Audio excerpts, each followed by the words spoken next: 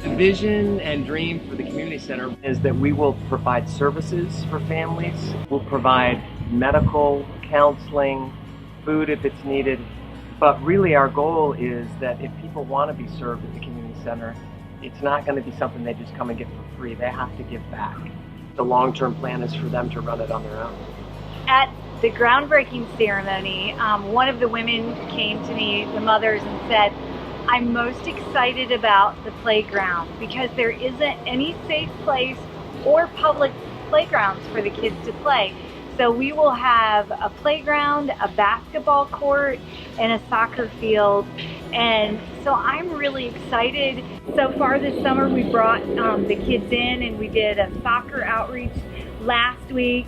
Next week we're going to bring all our mobile resource center, which has books and educational games. And so I'm excited about how we're already doing programming to help the kids and make an impact in the community. One of the things that I'm really excited about too is in February, I think it was, we had a medical outreach here. And we had a doctor and some nurses come from the US. And it was the first medical outreach we'd done here at the center. And we had over 150 people that came through that day to be served, and we had to turn some away, which is sad, but on the other side, it helps us know what the need is. We have Bible classes every other weekend here as well, and that started as soon as we bought the land because we have an existing building here.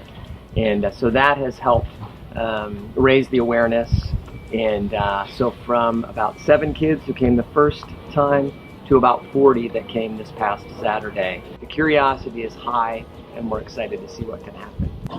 Today we're doing a bazaar, which is like a great big rummage sale for the community, and all of the children who came to VBS on Saturday, we gave them a ticket for a free pair of shoes. So they are the only ones that will get something free today, but everything else in there is going to be 20 pesos.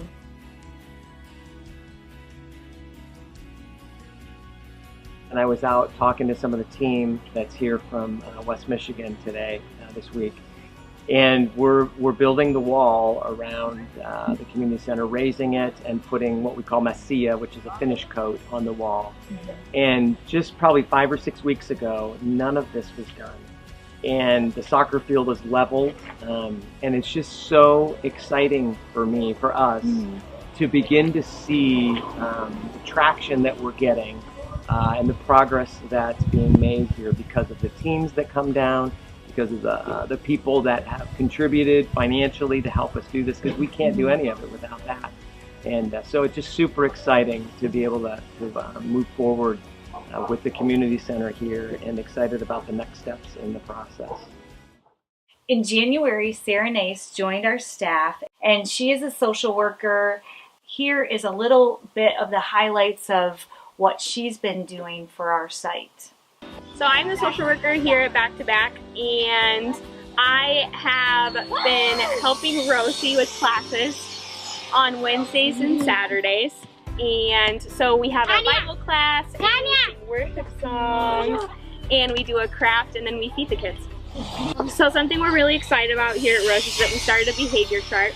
So the kids who come, behave, and participate get to go with us on different field trips, and they get rewarded for it. And we've seen the kids have some major behavior improvements. There's one kid named Gael. He's 9 years old. When he first came, he was hitting a lot of people. He wouldn't pay attention. He wouldn't listen when we told him to do things. And 3 days after we started the behavior chart, he decided he wanted to go with us on the field trips. So he was going to behave, and has since then been a real leader amongst all the kids. I just love being with the kids, and I love seeing the hope in their eyes and hearing about their dreams, and seeing them praise Jesus through song and through games, and just to see how they've met him here. I think the hardest thing is seeing so much need, and seeing so many kids and families that I'd want to help in so many ways, and not being able to do that right now. So I just know that God has great plans in store for the kids of Bonfil, of Cancun, and for the kids that we work with here at Rosie's. And I have hope that He's going to reach them in His special way. With San Jose, we've seen a lot of progress too with what Andrew and Anna Conrad are doing, and here are some highlights from San Jose.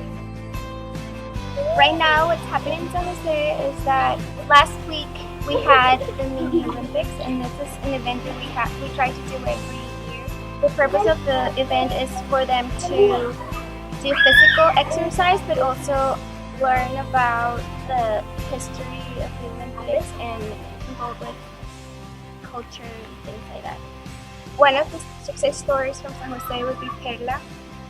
When we started working with San Jose, all of them were doing really bad at school, but especially her.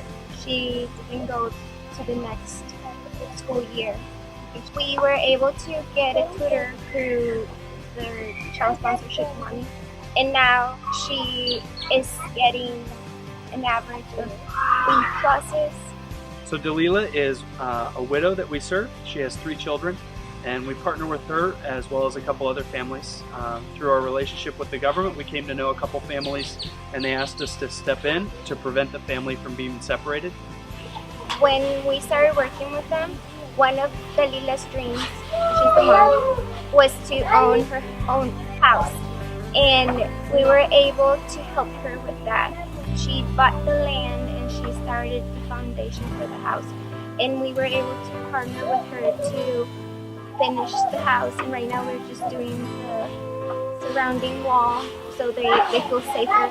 The most rewarding thing is definitely with the kids and seeing the lives changed, and like Anna said, seeing the hope that they have, seeing the possibilities, expanding their vision. I remember when we first got here, talking to all the kids in this Catholic-run children's home, what do you want to be when you grow up?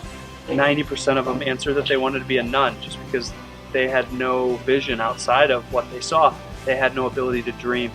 And just seeing the difference to now, lawyer, doctor, chef, architect. I mean, it's just the list goes on.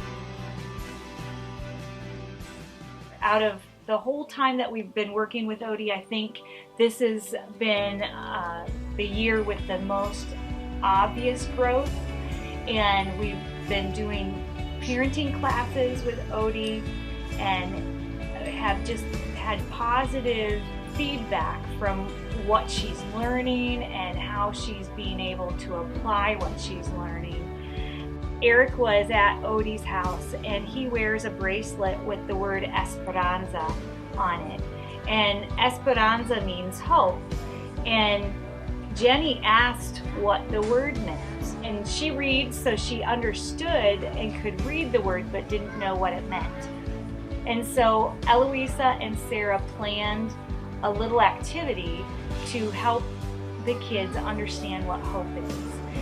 They read promises of God and some of the promises that declare God's hope for their lives. And then Sarah had them do an activity where it was kind of like walking through the game of life, where sometimes you'll have obstacles, and what does God call us to do at those times where we can't see and we might lose hope. And with the promises of God, we can climb over or get past and still have hope in God and hope for our future